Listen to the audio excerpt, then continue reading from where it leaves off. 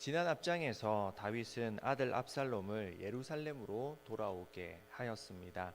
그리고 아들과 화해함으로써 압살롬이 저지른 그간의 사건들은 일단락되는 것처럼 보였습니다. 하지만 그 상처는 겉으로만 봉합되었을 뿐 속은 그렇지 않았죠. 압살롬은 아버지 다윗을 향한 칼을 갈고 이제 왕위를 차지하려고 마음 먹게 됩니다. 사실 다윗은 율법대로 한다면 아들 압살롬일지라도 반드시 그 대가를 치르게 해야만 했습니다. 바로 살인에 관한 죄 때문입니다. 그간 다윗은 아들 압살롬을 사랑하였지만 그의 얼굴을 보지 않으려 하였는데 여러 가지 이유가 있었겠지만 그 중 하나는 율법대로 그를 집행하지 않기 위하여서입니다. 출애굽기 21장 12절부터 14절까지는 고의로 살인한 자에 관한 법을 명시하고 있습니다. 사람을 쳐 죽인 자는 반드시 죽일 것이나 만일 사람이 고의적으로 한 것이 아니라 나 하나님이 사람을 그의 손에 넘긴 것이면 내가 그를 위하여 한 곳을 정하리니 그 사람이 그리로 도망할 것이며 사람이 그의 이웃을 고의로 죽였으면 너는 그를 내 제단에서 나도 잡아내려 죽일지니라. 이 말씀을 하셨던 하나님, 그리고 이것을 잘 알고 있었던 다윗. 사무엘하 8장 15절에서 다윗은 온 이스라엘을 다스려 모든 백성에게 정의와 공의를 행하였다라고 기록하고 있는데, 그는 하나님의 말씀인 율법으로 나라를 다스리고자 하였지만 막상 자신의 아들에게는 그 잣대를 엄중히 적용하지 못한 상황이 되고 맙니다. 형제 암논을 고의로 죽인 압살롬을 아무런 형벌 없이 내버려 둔다는 것은 전형적인 내로남불의 상황이었습니다. 타인에게는 정의와 공의를 내세웠지만 자신에게는 그러지 못한 것이 다윗에게 치명적인 약점이 되고 말았던 것입니다. 이것은 다윗 왕 역시도 인지하고 있었을지 모릅니다. 오늘 본문 15장 2절부터 6절까지는 압살롬이 성문에서 왕에게 재판을 하러 오는 사람들의 그 송사를 들어주고 백성의 민심을 빼앗는 모습을 보여줍니다. 이때 당시 사사시대가 마무리되고 왕정시대가 시작되었지만 여전히 다윗은 사사시대의 사사들과 같이 재판관의 역할을 감당하였던 것으로 보입니다.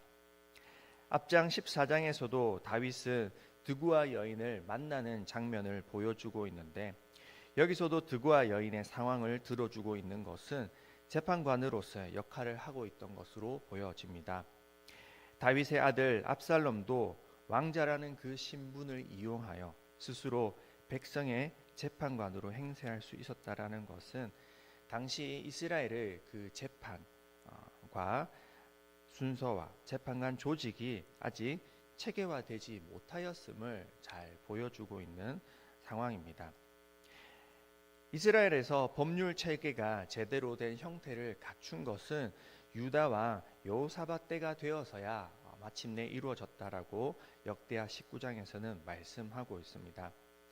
다윗의 후계자 솔로몬 역시 하나님께 듣는 마음, 지혜를 구한 이유는 그가 재판관으로서 하나님의 뜻대로 송사를 감당해야만 했기 때문이었습니다.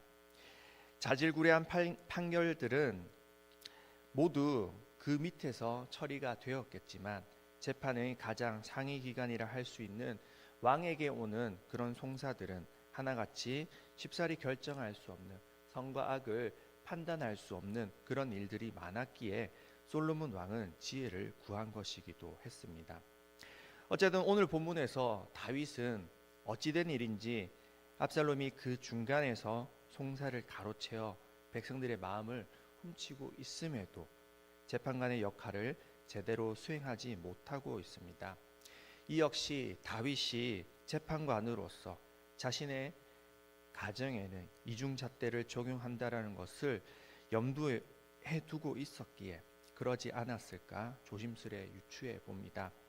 다윗 왕이라면 그럴 수 있을 것 같습니다. 하지만 성경은 이를 명확하게 기록하지 않기에 알 수는 없습니다. 다만 확실한 것은 압살롬은 살인으로 인해 죽을 수밖에 없는 운명이었고 결국 이 일은 그 다음 장 18장에서 마침내 이루어지고 만다라는 사실입니다. 다윗은 그전 12장에서 바세바와의 간음으로 인하여서 나단 선지자의 책망을 받았던 적이 있습니다.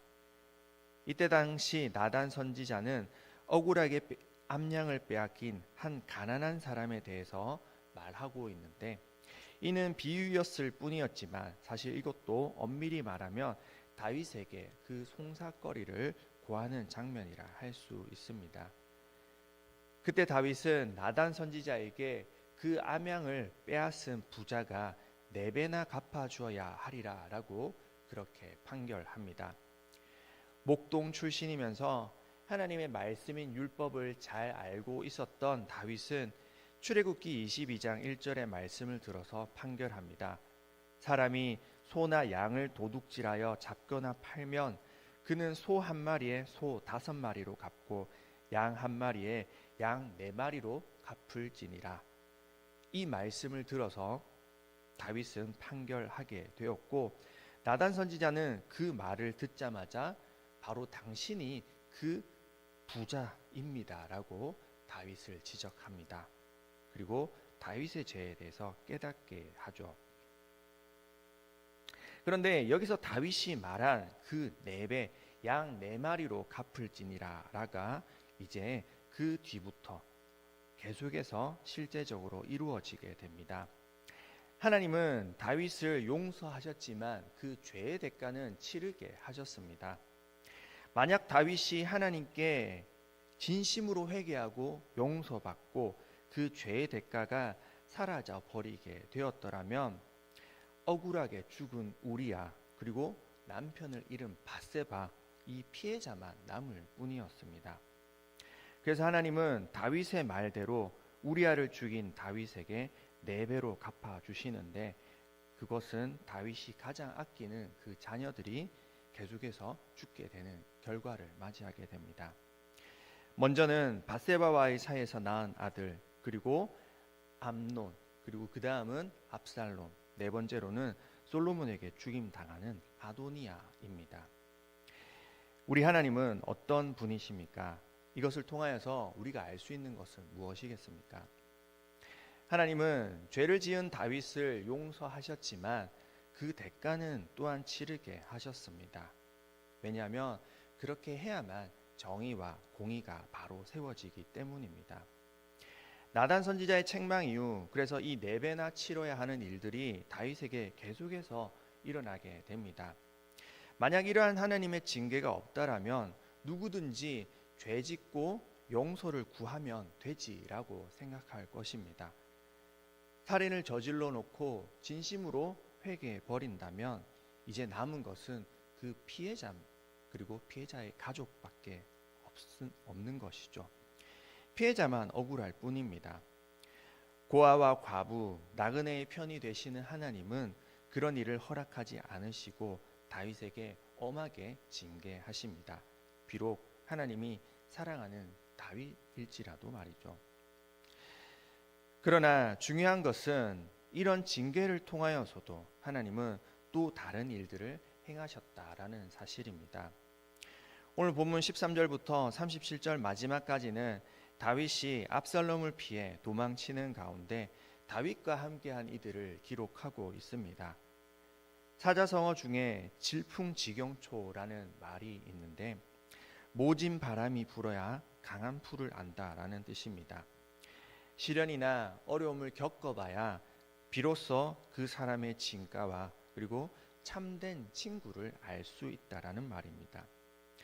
어려울 때 친구가 진짜 친구다라는 말처럼 사람이 공경에 빠지면 진짜 자신의 편과 적이 구별되게 됩니다. 다윗 왕 주변에 누가 진짜 다윗의 편이고 누가 다윗의 적인지 구분이 되게 되었습니다. 그가 잘 나가고 왕일 때는 몰랐지만 위기의 순간에 마침내 피아가 드러나게 된 것입니다. 12절에는 다윗의 모사였던 길로 사람 아히도벨이 다윗이 아닌 아들 압살롬의 편에 서게 되었고 반역하는 일이 커감에 점점 압살롬에게로 향하는 이들이 많아졌다라고 그렇게 기록합니다. 이 일로 말미암아 다윗 역시 자신의 성을 버리고 도망칠 수밖에 없었는데요. 하지만 이와는 달리 다윗의 편에 서는 사람들도 성경에는 오늘 본문 가운데는 기록하고 있습니다. 특별히 18절에 가드에서 온 가드 사람 600명이 있었다라고 기록하고 있는데요. 다윗은 그중 대표격인 가드 사람 이때에게 다시 돌아갈 것을 명하고 있습니다. 자신 같은 썩은 동아줄 잡지 말고 고생하지 말고 고향으로 돌아가라, 그렇게 말하고 있습니다. 하지만 이때를 포함해서 이 가드 사람 600명은 다윗을 배신하지 않고 그와 함께 도망하게 됩니다. 이 가드 사람들이 누구입니까? 그들은 앞에 사무엘상 27장에서 다윗이 사울 왕을 피하여 갔던 그 블레셋의 가드 사람들입니다.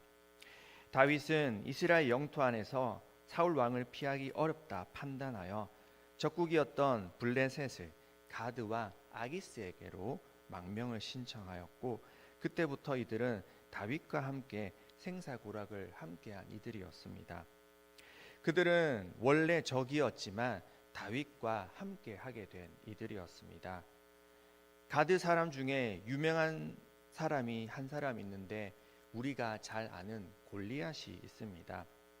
사무엘상 17장 4절에는 다윗과 골리앗의 싸움이 등장하는데 골리앗을 가드 사람이라고 그렇게 기록하고 있습니다. 그러니까 원래는 다윗과 적이었던 이들이 한편이 되었고 다윗의 위기의 순간에도 그를 버리지 않는 충신이 되었던 것이죠. 참으로 아이러니한 그런 상황입니다. 하나님은 이런 위기를 통해 진짜 다윗의 충신과 적을 가려내셨고, 이를 통해 이후 다윗의 왕위와 그 다음 솔로몬의 왕위는 굳건하게 세워질 수 있었습니다. 오늘 우리에게 주시는 하나님의 말씀은 무엇이겠습니까? 하나님은 우리로 죄로 인한 위기와 실패도 경험하게 하시지만 그 일들로도 역사하시는 분이다라는 것을 말씀을 통해 보여주십니다. 인생사 세옹지마라는 말처럼 다윗에게 찾아온 좋지 못한 일들과 죄의 결과가 또한 하나님의 뜻과 계획 안에서는 선한 것으로 바뀌어지게 됩니다.